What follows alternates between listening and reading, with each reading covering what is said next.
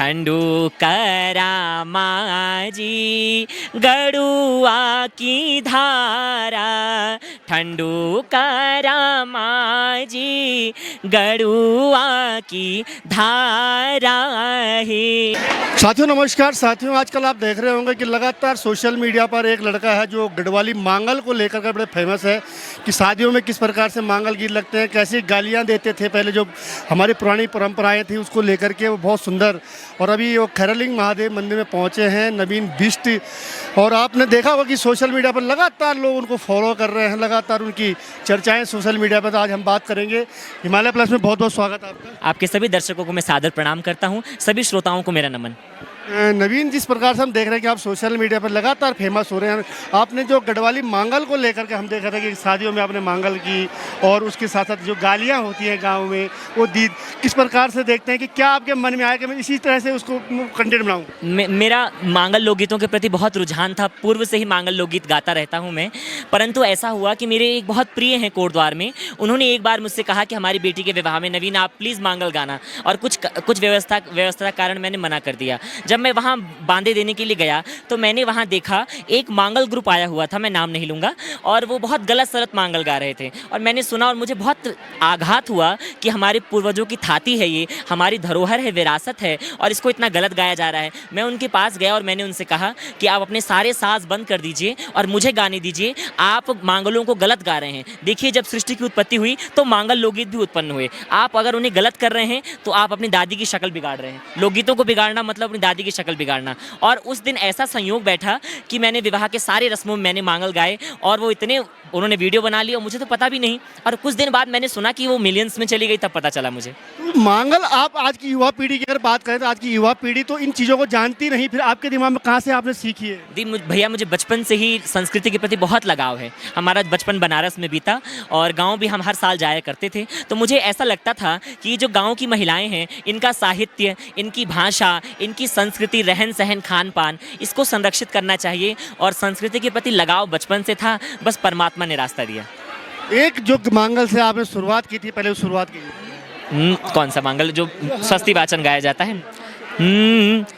जय जस दीणा खोली का गणेश, जय जस दीणा मोरी का नारायण, जय जस दीणा बाला भगवान, जय जस दीणा सीमा का नागराजा। इस प्रकार से रूपम देही जयम देही यशो देही दिशो जेही, उसी भाव को हमारे पूर्वजों ने जौ जस देना में ढाला है। जब हम बेटी का कन्यादान करते हैं, जब पिता और भाई कन्यादान करते हैं, उस समय कौन सा मांगल? उस समय गाया जाता है, ठंडू करा माजी गड़ुआ की धारा, ठंडू करा माजी गड़ुआ की धारा है,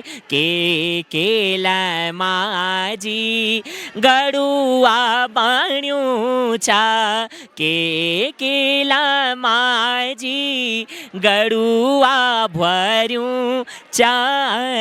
इस प्रकार से सोना को माजी गड़ुआ बण्यूं छे, गाय के दूधल गड़ुआ भोर्यूं छे, कह द्यावो पिताजी मां संकल्प, कह द्यावो पिताजी गड़ुआ की पूजा, कह द्यावो पिताजी गोत्रों की पूजा। इस प्रकार से गाया जाता है। हम लोगों में यहाँ पे एक जब बहुत बड़ी बात होती है कि जब भी गोत्राचार होता है, जब बारात आती है और बारात में गोत्राचार होता है शुरू में, उस समय भी बहुत सारी शुरुआत होती है मांगल की, जब देखते हैं हम लोग बारात आगमन। बारात आगमन। अच्छा, बारात आगमन में है चौरथ रथ चढ़ी को देवायना, चौरथ रथ चढ़ी को देवायना हे, महादेव जी ऐना गौरा बिवाणु, महादेव जी ऐना गौरा बिवाणु है। इस प्रकार से माता कहती है, जानकी जी कहती हैं, जावा मेरा पिताजी पल की आधारा, जावा मेरा पिताजी बर्थ है न्यूति लियावा। तो वो बोलते हैं, जण दूनी छौमी बर जी तुम्हारा, बताओ मेरी कनिया को जी भालू हे, ऐसे करके। आप क्या संस्कृत के छात्र हैं? जी हाँ, संस्कृत के भी छात्र हैं। हिंदी साहित्य और संगीत भी मुझे बहुत प्रिय है। सभी विषयों में मेरी महती रुचि है। हम देखते हैं कि जिस प्रकार से आजकल युवा पीढ़ी बिल्कुल भी इस तरफ नहीं देख रही है, वो अंग्रेजी की तरफ भाग रही है, क्या संदेश देंगे?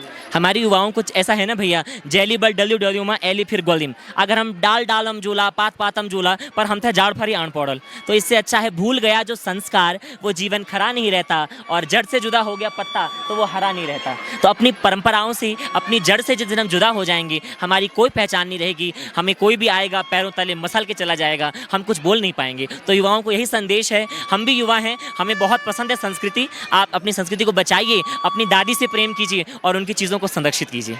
एक बात और बोलना चाहूँगा, गालियों का बड़ा महत्व होता था हमारी शादियों में। जब बारात आती थी तो दूल्हे के बाद पिताजी को गाली देते थे। हाँ, तो वो मेरी गालियाँ बड़ी वायरल हो जाती हैं। हमारा गाँव, हमारा गाँव, घेटी जाला खामा, ब्योला का बुबा का जूंगानी जामा है, जामा छी जामा, जरा जरा जामा, ब्योला की बुएना मुछलाना डामा है, हमर ब्योला हाँ ब्योला को बुबा ढबरू सी रामा, ब्योला को बुबा ढबरू सी रामा है, हमारो बामण वेद पढ़ालो, तुम्हारो बामण माटू बुखालो है, हमारा गाँव लोगों न सुनी, ब्योला को मामा दिखेंदा गुणी है।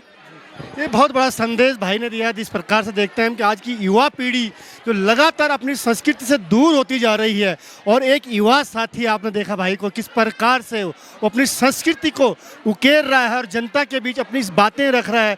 वास्तव में इसको प्रेरणादायक और प्रेरणा लेने की बात हम कहेंगे। किस प्रकार की प्रेरणा हर आज के नए युवा जो साथी हैं, जो बच्चे हैं, जो महिलाएं, उनको लेनी चाहिए।